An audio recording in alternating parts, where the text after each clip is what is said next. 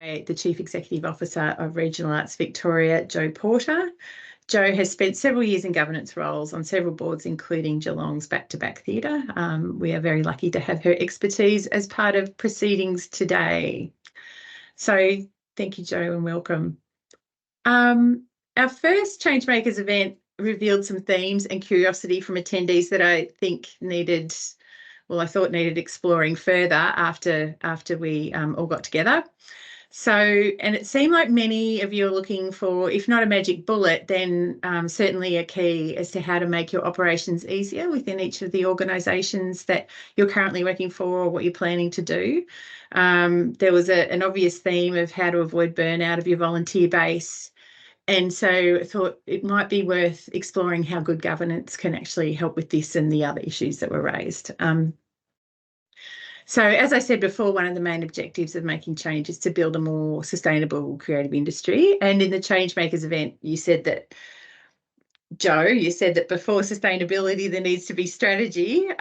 So that's what we'll probably be talking about mostly today. And this involves taking a step back. And I think you said, your quote was elevating yourself out of the day-to-day, like of, just the operational stuff, and to really reflect on where you're at and where you're going, and to deeply consider a vision for how you want to move forward. So when I set up the themes for Changemakers, what I had in mind was looking at the systems and models of governance and how the choice of these affects growth and opportunity in terms of your operations, and of course the impacts on funding options. That's always an obvious one, but this stepping back and really considering the reasons why you exist speaks to a more holistic and probably more accurate perspective on good governance. So we thought that was worth exploring further. Jo, when we talked this morning, you said when you're explaining governance to your students, it can be split into strategy and compliance. So for today, we'll look at the strategy side of things and expand into compliance next week. So first, Jo, can you provide an overview of both? Yeah, I guess when we're thinking about governance, we're talking about, and the word's very similar, but it's about government of the organisation. And I think we do get stuck in that sort of side of governance as compliance with all of the regulations and other elements of requirements for our companies. But I think one of the really important things is to think about purpose. And I think that the word strategy can really set people on their heels because it sounds like it might be too big of a goal or a daunting thing. But so I guess when we're thinking about what governance is, it's articulating what the purpose of the organisation is, and then the compliance part is submitting a BAS statement if you're accepting GST, it's paying the taxes, it's paying the rent, it's all of those kinds of things. But to my mind, unless you understand and can really feel comfortable that you can talk about the purpose of what you're doing, then there's no need for the governance that's compliance. There's no need for the compliance yet. You need to really articulate why you do it and then let that compliance come in behind it to enable what you want to do. So the strategy really shouldn't be considered as something that's beyond you or something that's, I guess, unnecessary either. Like, because you could probably engage, you could engage someone like Future Tense, and I see Leith's in here, to develop a big formal strategic plan. But this kind of thinking, like the strategic kind of thinking, can be just as effective on a small scale with, like some key considerations. Absolutely. Like I think almost everyone as a child or a teenager or indeed well into their 50s like me gets asked what they want to do when they grow up. And I think, that's sort of, that's asking what the purpose of you as an individual is. And I guess a visual artist, for example, might be thinking about what form they want to explore, what genre they work in, how they're going to do that, what their network will be, all those sorts of things. And so, and an actor might be thinking about directors they want to work with, the kind of stages they want to work on, the kind of audiences they want to reach, and articulating that as a purpose is really a strategy. But you might not have it all written down and beautifully designed, but you have a paragraph that guides you, and that's your strategy. And I get bothered by the fact that the words strategy and plan get connected, because I see the idea of having that purpose articulated as an ongoing purpose for what you do, and your plan actually responds to the circumstances that you're working in. So, there might be a huge interest rate rises and it's harder to raise money. There might be COVID, there might be a mining boom and there's heaps of mining money. And so your plans are around how you're going to pay for things. Are you going to accept money from mining companies? It's all of that kind of stuff. The planning and so on is going to respond to what your day-to-day circumstances are, but the purpose or strategy is what's guiding you forward and helping you make decisions about what you will and won't do. And so without that kind of thinking, like, how lost are you then? Like, and what impacts can that have? I think you're pretty lost, partly because you're like, what am I doing here? And I think we've, as arts workers, we've all had that, what am I doing here late at night? And particularly, I think when you're volunteering or you're on a board and you don't have much engagement in the creative outcomes other than going to meetings or whatever, that you need that purpose. You need to know that your energy is getting in behind resourcing how the organisation's going to reach that. So I think it allows for a sort of purposeful commitment. But I think in terms of the organisation, it can also say, oh no, we don't do that, or we do that, and it will help you prioritise decisions, approach volunteers, get in touch with networks, because you can see who your people are out there. So you just so maybe rather than thinking of it as a strategic plan or something as formal as that, you're really just putting together a framework from which you work, and I guess a starting point for everyone to go to, at every meeting or at every, for every decision that's made or recommendation that's made for how you're moving forward. You're just referring back to that purpose, if you like. So, and how does that help in other ways? Like, can you elaborate a little bit more on, I guess, how that informs, like, finding funding, finding committee members and volunteers, finding other partnerships? Yeah, I think it helps you decide what kind of organisation you would like to be, and it informs making decisions around that kind of thing. So if your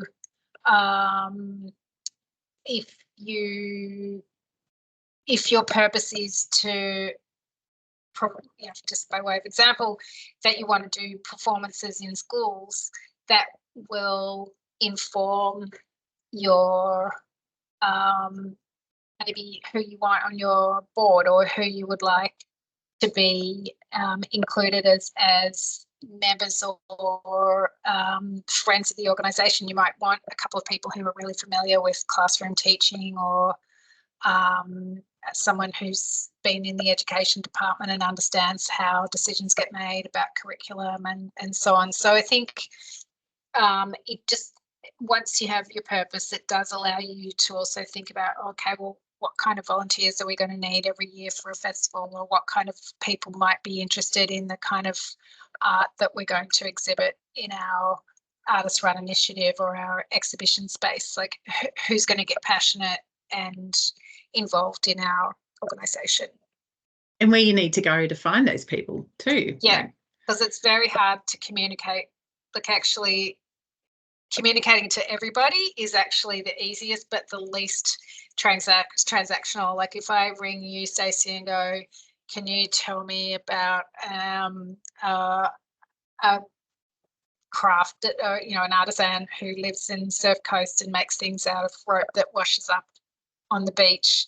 That's really specific, but it's easier to find someone like that than finding everybody, because you can actually go to them and say, hey, I know that you make a basket that I'm going to really like. Yeah.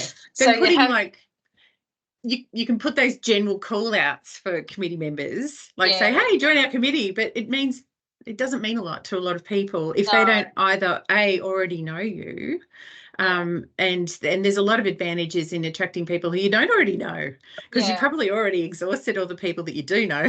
But recruiting in a way that actually gets the word out to say, I'm looking for someone who might, going back to that schools, that might have some experience in the education department, or really has a sort of a profile. And I think that also helps you when your committee members or other people in the organisation get a bit out of line, or that you feel like they're not pulling their weight, that you've actually approached them with, not quite a job description because they're not getting paid for it, so that, there's a bit of looseness, but that you do have your expectations really clear right from the beginning, that you're saying, well, I'd really like you to come in, I want you to be a treasurer, and this is what being a treasurer means, or you won't have a title on the committee, but this is what all of the committee members sign up to do. They'll all come and sit in an exhibition, every few months, or whatever the expectations are. Yeah. So you don't have to do up like a position description as such. You really just have to have, like, I guess, a list of the expectations of what each individual's role is, and probably, like, I guess, like something like a series of, not rules, but a set of I've got rules on the back-to-back rules. We put together rules, and on the chambermaid board where I'm the chair, which is, it's a tiny company, but we actually do have position descriptions for board members, and we have terms of reference for behaviour in our meetings, and they're pretty basic, like not bullying anyone, not interrupting unduly, and being respectful, but they're also have the conflicts of interest and what people's roles are and so on, so that that people are accountable, but also that you're doing them the favour of being really clear about what they're getting into right from the beginning. Yeah. So if you can say to people, oh, well, we're running a gallery space and our plan is to have at least 8 exhibitions this year. So if you're coming on in the role of, say, someone who's going to help out with comms, then you know that every few weeks you'll be having to do some fairly in-depth work as part of the comms with that. So you're clear on that from the very beginning. Like, I know from personal experience, I've gone on to a couple of committees and said, oh, okay, and they've said, oh, well, you've worked in comms before, you can help us with the comms, but it's never actually been articulated what that might look like. Like, do you have a website? Do you have socials? Are you planning on setting those up? Or, is it really just, communicating with your existing audience? Or and it does help. It helps, like, if there's more people involved in the organisation than are on the committee of management or the board or whatever, for this purpose, they're the same thing. It helps communicate back to them what their reasonable expectations of those volunteers on the board are. So apart from, I guess, explaining what you're all about and potentially recruiting new and valuable members to your committee, building that vision for how you're going to go about things, or your strategy, also helps show your value to, like, others. Like, I think so. That when you're thinking about what we're calling a strategy or purpose, you're thinking about what resources you might want or need in order to deliver that purpose, and that might just be really general, like you need a network of people who want to come to see things. You might identify what kind of events or the number of events, or just that sort of just sort of really thinking through what your thoughts are that articulates what your value is. And I think that also helps you, for example, if you're looking for new supporters, to be able to talk to them about what your needs are, but also excite them about what you do. Because, you know, once you start reading about it, you look at the values of, oh, these people believe in this, that, and the other, and they get out and support, you know, kids in the schools or local artists' livelihoods by selling their work.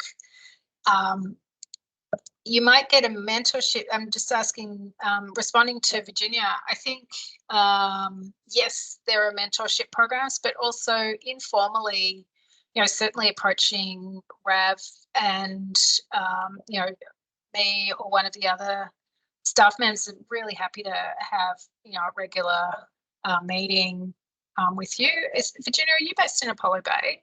No, she's in Torquay. In Torquay. Okay, so so just being able to, I think, look around and go, oh, who's doing stuff that I think's really good, and finding that mentor. And you might not find the right one straight away. It's a bit like a doctor. You kind of need to find the person that you're going to be able to kind of go on a bit of a journey with, but also take them challenges, not expect them to do the work. And I think that that's also, you know, sometimes finding the right mentor is difficult because I want to just help you and fix it and make suggestions, but actually the best ones are the ones that are saying, well, here's what I'm seeing, how do you think we should fix it? And then you go away and figure it out for yourself.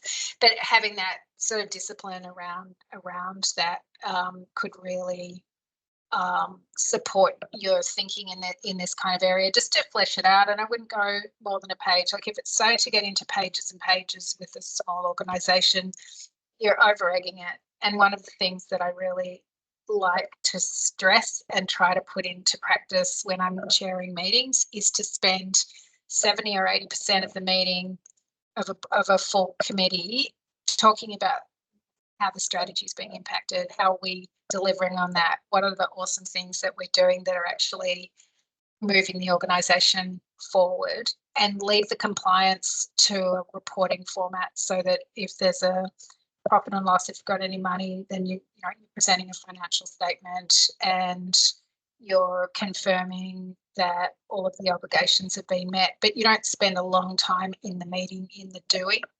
And if your whole organisation is volunteers, it might be worth being really structured around saying, okay, we're going to spend 40 minutes on our strategy, what we're planning, what we're thinking, and then break out into smaller committees for half an hour that actually do the nuts and bolts, and then come back to the whole group to report in what's happened, so that you don't get the same people having to do the detail all the time, but also that you don't get that sort of fatigue of quite often it's treasurer who's like totally fixated on getting understanding the balance sheet down to the last 10 cents, and that we all love treasurers. Yeah, we know that's really important. But I think that we often find that compliance stuff is within our comfort zone. There's an answer. We can be correct on that kind of stuff. It's like you check things off your list. But that the understanding the strategy and where you're going and how what you're doing is fulfilling that strategy is the fun stuff, but it's also the stuff that can be quite demanding because it requires collaboration and a lot of trust among the people in the room. Yeah, and again, if you've got that, I guess, strategic base from which you're working, that framework, then you can always keep going back to that in all of those discussions. And that should be the fun part, because you're planning what you're wanting to do, you're planning how to fulfill that vision. So, your committee meetings can, like you were saying, should be 80% focused on that, on what you're trying to do, not necessarily the nuts and bolts of looking backwards. How. Yeah. So there are lots of different ways of, I guess, approaching the more, well, not more boring, but the necessary things, and probably those compliance related things.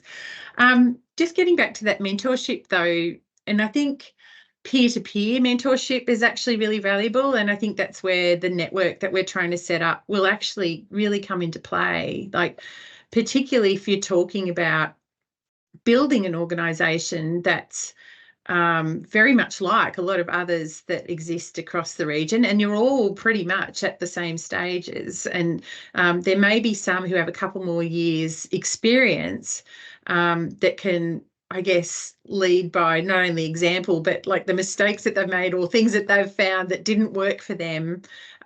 So I really think that this network that we're really encouraging people to get involved with will certainly help with that, I guess, mentorship, because mentorship at the end of the day is learning by doing, and and from people who are more experienced than you. But in the absence of trying to of being able to find those, then I think looking to other organisations that are very much like your own is a great place to start.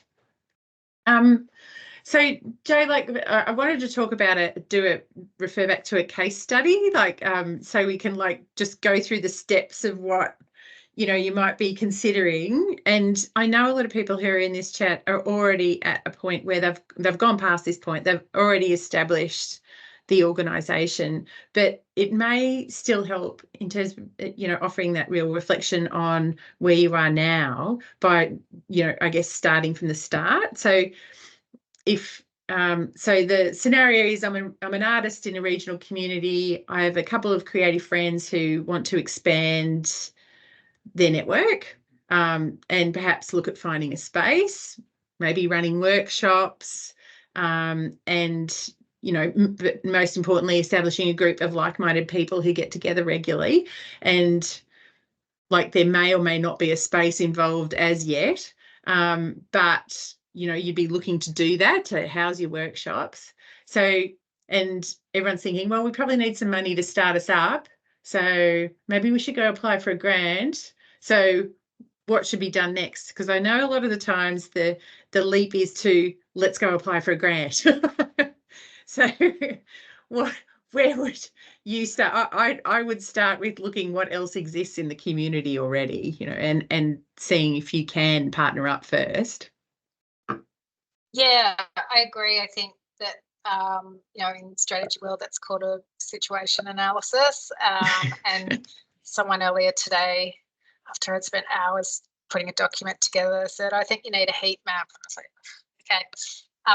Just understanding who's who in the zoo, in terms of what's happening in the town or the district or the neighbourhood or whatever context you're working in, and looking at what they're doing, asking them. People are very generous with their time. I mean, I think there'll be a bit of competition in terms of letting go of numbers, but if you can find out what their earnings are, or just really think carefully about what their business model is, and then and then as your ideas unfold, go back to your purpose and ask that sort of who, what, why, when, how questions about how will we differentiate, in what way will we be different to what's already on offer. And if it's not that different, maybe it's worth approaching them, as you say, for collaboration. And that might not be that you and your three friends work with them all the time, but it might be saying, like, maybe in an artist-run initiative kind of context, asking if you and your friends could curate a show in their space a couple of times and see what kind of work sells and all of those kinds of things. So I think in terms of that sort of mapping exercise, I think that's really important. And a lot of these, like if it's an organisation that's been around for a long time, they may be looking at changing up themselves. Like there may be, like they may be, either, well, they could be a little bit tired, or they could be like, well, they might have numbers dropping off, or or they've lost a couple of committee members recently, so they may, be actually looking for new opportunities. So approaching that conversation more as, what do you need, rather than what can you do for us, is like a better way, I guess, to start that conversation. It's definitely one way. And sometimes people are a bit like, "Oh, I don't want to talk to you. I don't play well with others," and that's totally fine. You just just move on. But it is worth checking that. And then I think as we've been talking about, keep circling back to your purpose or your strategy in terms of, well, we want to do this because blah, blah, blah. And if the other people that you're mapping are not doing that, that's potentially an indication that what you want to do will be useful or interesting and all of those sorts of things. But then I think it's also worth telling people what you're planning to do and just gauging their level of enthusiasm, because there's nothing stopping you doing it on your own or with your friends, and it stays within the three of you. But if you're thinking about, we all think about magnificent things coming out of our small initiatives, and so if you're thinking you will want magnificent and outcomes and sort of widespread engagement, talking about it and developing the way that you talk about it, just to kind of gauge that level of enthusiasm, will also help flush out resources like grants. That if if you're talking, we're at the event in Bannockburn the other day, someone who runs concerts was talking with Kim Biggs from Surf Coast, and she's like, oh wow, that's really interesting. And you're like, oh, okay, this person has figured out how to talk about their work with a very empathetic public servant. That's really fantastic. But that sort of also indicates that it's got a purpose within that kind of world. But don't let it stop you if it doesn't have appeal to local government. Like, things don't appeal to local government and they don't have much money. So I guess the big thing for me is not to build a project that is going to have to be funding reliant, and that your strategy or your purpose is actually informing something that's exciting to you, whether or not you get a grant. I think that's, you can't rely on government to validate your good idea. Sometimes you're going to have to just get on with it, and they'll come later. So I think that work around understanding where you're working, what else is going on, and then maybe the next thing is really, who can you bring on board? Like, who are your friends and relations and neighbours and other school parents, or on the footy team, or whatever it is, that might not be artists, and they might not be that interested in, generally speaking, the arts but they're your friends. And so being able to say, hey, accountant, can you come and help me out with the budget, or just identifying what resources you think you're going to need as you go along in your journey. And I think you can it's very hard once you've started to take your feet off the pedals and have that pause moment.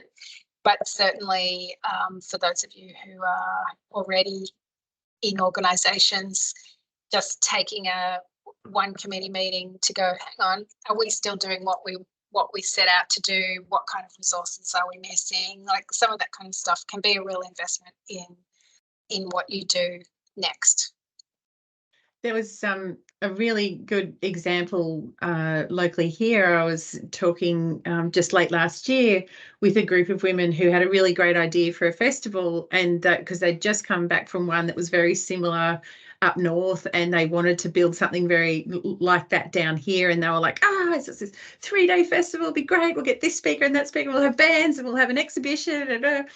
And as I was talking to them, like, the enthusiasm was fantastic. And I said, well, where's the money coming from? And have you done a budget? And have you looked at, who you have to involve, where you're going to have it, all of these things?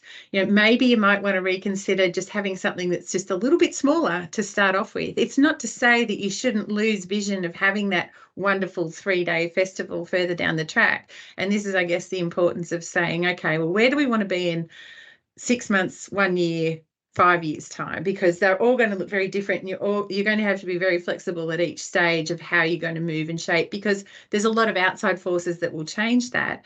But I guess having like the ideal of where you're going to be in 6 months time when you have this first event, you know, how can you do it that you still have the essence of that, but you're not necessarily burning yourself out on the first event, running yourself into the ground and stressing yourself about getting enough money to pull it together and all of that. So just run something small. And then as you're going, like, gauge the interest from the people that you engaged, you know, you know, really, you know, make sure that you keep track of the people who come along, who come and visit, who are engaging with the services or whatever you are offering.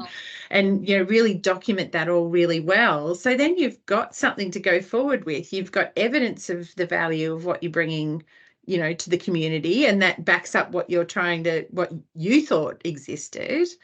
Plus, you're probably getting a lot of insight as you go too, as to how you can grow and what will be involved in growing. So, yeah, I think that, and that's how they've gone with it. They've changed it from 3 to 1.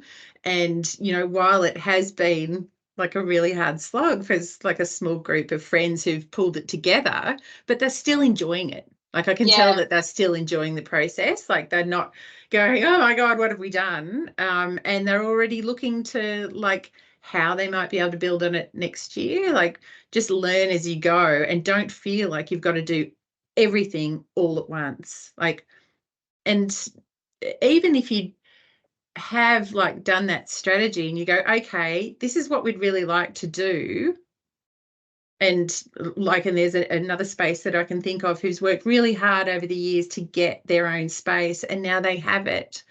I think it's really valuable to like now go, okay, we've got the space, we have time to take a breath now and sit back and look at what we have. We're pretty sustainable as we go with what we're offering. We don't have to be all things to all people. Like, we know what the community wants from us, but you need to work within the boundaries of what you can do and what you're able to deliver as well. Like, even if you, and that was something we were going to talk about too, actually going to your perceived audience and seeing what they do actually want, you know, what you think they might want and what they actually want, maybe two completely different things. Yeah, and if you want to do something that isn't so much about an audience or consumers, that's also okay, but that might limit that will influence the kind of organisation that you want to have, and you know, what the resources might be available for something like that, if it's effectively only for you, or you want 3-day festival with people showing up. That's a whole other thing. I also wanted to sort of plant the seed, and I'm not sure which way it will grow, but I'm based in Trentham, which is not as touristy and weekendy as Surf Coast, for example, but there is a population of people coming into the town and leaving the town at weekends, and working out how to bring some of those people into a community and resource some of the existing things, I think can be a delicate balance, that there can be a bit of resentment. I mean, I know it's like, oh, I can't park outside the post office on Fridays because too many people in town, or have to wait in the bakery or whatever, but that sense of being able to meet up with people and bring them in and their energy and potentially their resources. Often the two home families, they might be starting to think about the kinds of giving back that they want to do in their other community and so on, and that it, as I said, it can really disturb the balance of an organisation, but it's also, you know, potentially worth considering how, once you figure out what kind of resourcing you need, whether there are people that you might not otherwise think of that would be quite keen to get involved, and that might be an established artist who has a holiday house in the area, or an architect, or somebody that just goes, oh, I love it. You know, this is one of the reasons I come here, is that this community is really creative. How can I get involved and give back? Yeah, definitely. And not non-permanent people who, otherwise may not be considered traditionally as, they're not locals. Yeah. But like an untapped resource, definitely. Yeah, Trentham is the home of Spudfest, which is, it always pours with rain and it's freezing, and people walk around eating fried potatoes and baked potatoes and throwing potatoes, lots of potatoes. Lots of potatoes. Yeah, but they've just moved to 2 days after being a one-day festival now for 15 or 20 years, based on just that slight little bit of energy from people who have either relocated during COVID or whatever. Yeah. Mm. Mm. Yeah, I'm not sure if anyone has any questions that they want to put into the chat. Unfortunately, no one's able to actually speak in this webinar format, but if you have any questions, please pop them into the chat, and Jo and I will try to answer them as best we can. I'm just looking back through my list of what we may not have covered.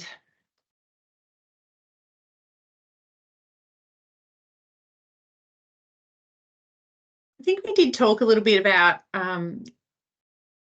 this came up when I was reviewing the video of the governance thing the other day, the importance of being flexible, like that you don't need to have a strategy that's set in stone, that, you know, it is a great framework from which to work, and it's I guess a great stepping off point, but at the same time it needs to move and, you know, grow with you as the circumstances change.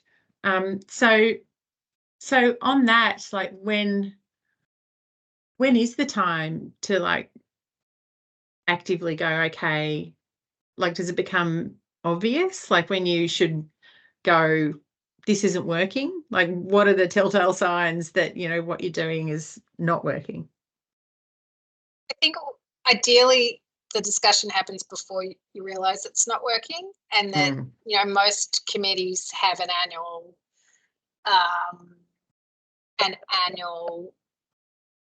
cycle of meetings, and it's good to just dedicate one meeting in that cycle to a check-in, just to go, oh, is this still the right purpose? Is this still what we want to do? Do we want to adjust it in response to changing demographics, changing interest of the volunteers we're relying on, difficulty recruiting people, other organisations moving into our patch, all of those sorts of things. So just a little, you know, quite structured conversation about the ongoing relevance is quite good, so that you don't kind of get a hit the wall moment, which is potentially when there are frustrated people who feel like they're doing too much of the workload, or you know, not, or feeling like there's a lot of competition or something. Wendy asked, interested to hear what you can offer as an art organisation to support a sponsor. And I was kind of thinking that goes back to, you really need to establish what you are doing now. And then I guess that makes it a lot easier for you to pull out the value of what that is. Yeah. Before you even go to approach a supporter or sponsor. Yeah, and I think that understanding the difference between charity, philanthropy, and sponsorship is really important. That you know, charity is, you know, putting some money in someone who's got that hat out and needs a hand. You can just give them their money and they do whatever they want with it. Philanthropy is probably a bit about someone's intent to change the world. So again, going back to that school performance example, you're probably looking for a philanthropist who believes in arts and education. And then a sponsor, that's actually a marketing transaction, you know, that they're wanting to activate your activity or your event in order to reach a market or reach an audience that they can't reach any other way. And so ideally, and then you get this, I suppose, a bit of an offshoot of sponsorship, which is that sort of corporate social responsibility, which kind of works a bit more like philanthropy. So, you know, in my neighbourhood, the Bendigo Bank, the local real estate agent, the local IGA have all got their names on the footy oval because they make donations, and I guess that's sponsorship. And they're getting that kind of feel good vibe in the community because they're being seen to support the local footy club. It's a kind of a mixture of them supporting the fact that there's a football club at all, but also getting a marketing push out of it. So in terms of what you can offer, I think just analysing what you have and what you want to do, and quite often what you want to do will come from government or philanthropic sources, because you can match your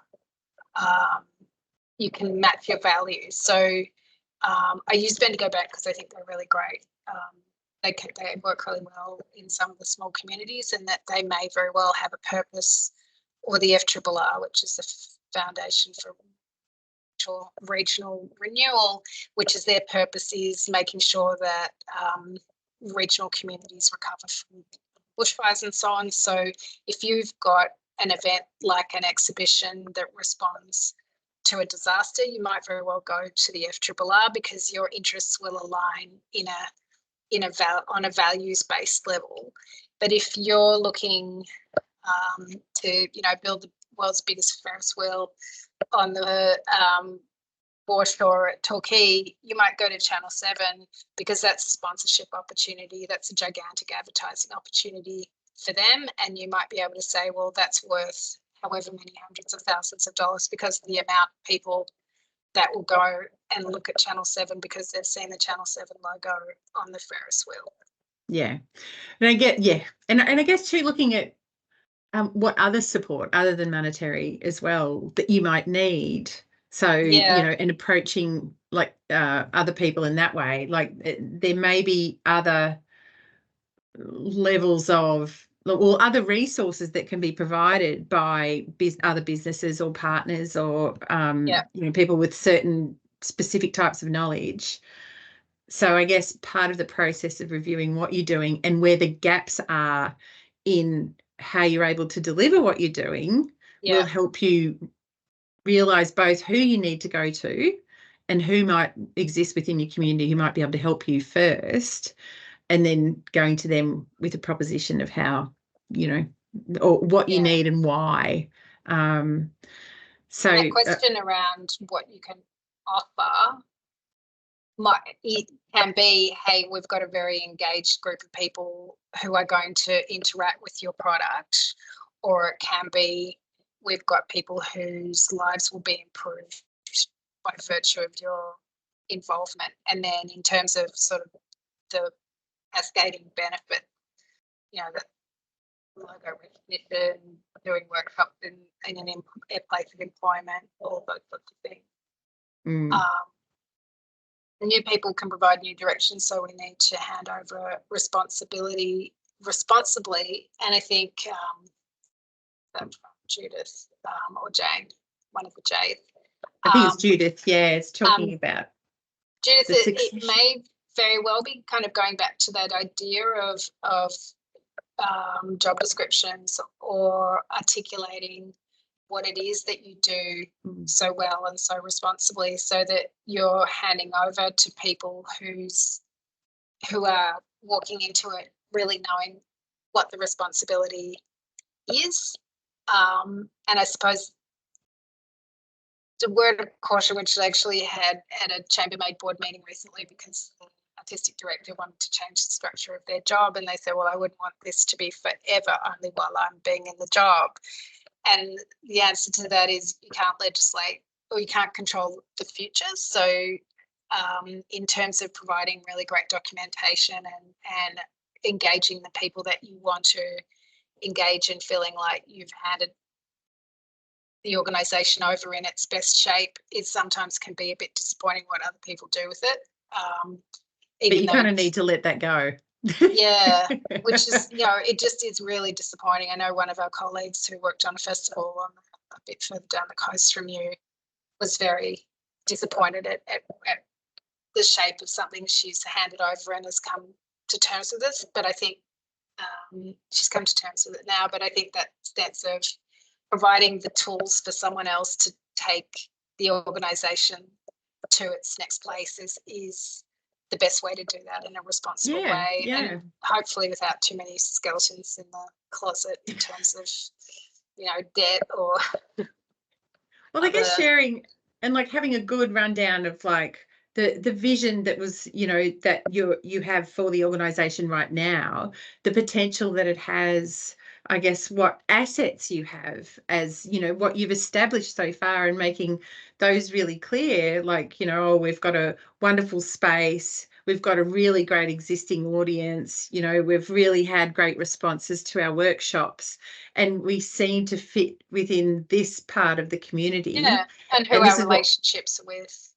yeah, and like laying all that out, you know, when you're trying to engage new people, and then that gives them an idea of whether they want to be involved in the first place, and but can also, and you're also being very welcoming to new ideas as well, like, because I think that's important, is to actually be open to, you know, if you're saying I need more people on the committee, you need to be able to say, okay, yes, come on the committee, it's great, we really value what you're contributing, this is the basic framework we have, but we'd love to hear your ideas within that, you know. And, you know, so you don't, you know what you're in for already. Like, this is like really pie in the sky too, by the way, but like, you know, this, I guess that's where that strategy comes back to too. You can always go, well, this is what we're, you know, this is the overall aims of this organisation. Please come in and provide new ideas and new experiences. Yeah, you'll feel welcome.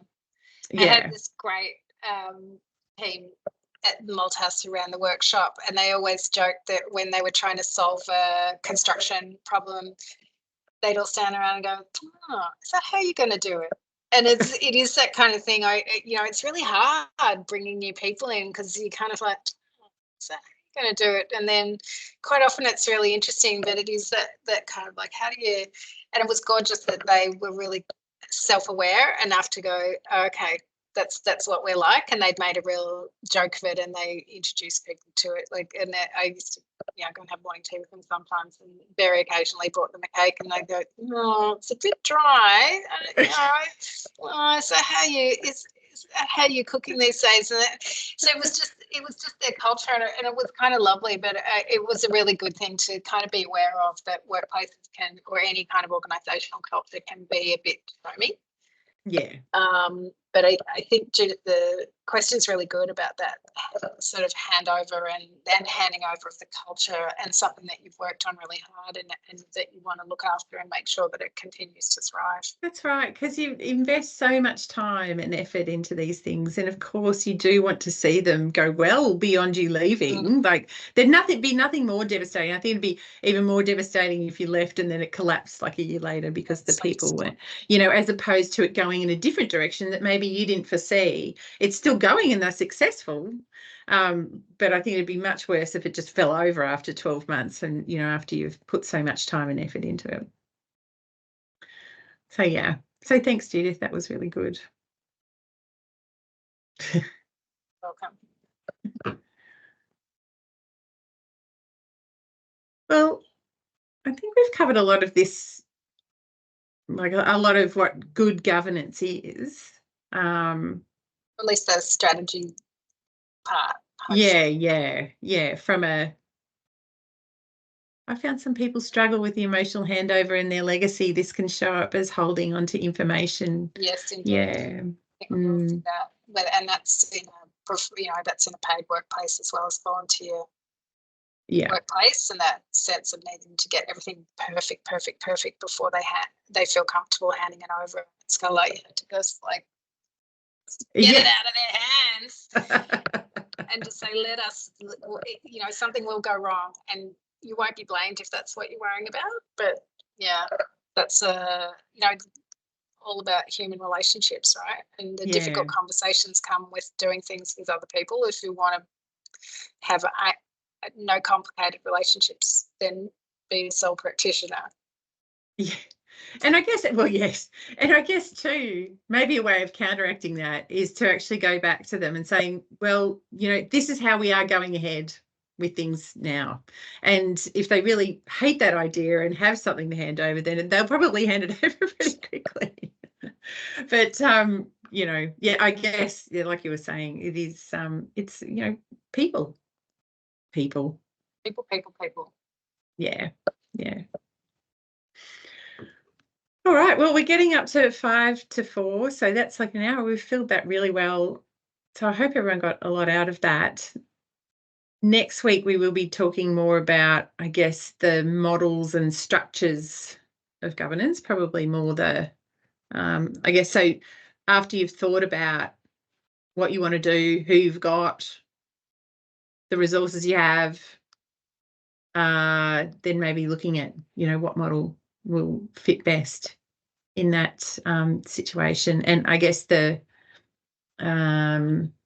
benefits of each of those in each of those situations, like what model works in which situation best. And I guess talking about, as we did review, I guess we brushed slightly on Sunday as I was looking at the recording, was that talking about sole trader and also talking about for-profit and not-for-profit and how they're set up and ways of, I guess, not having workarounds to the system, but other ways of working so that you still ensure you're getting consistent funding or I guess support, but that your governance model is working for how you want to operate.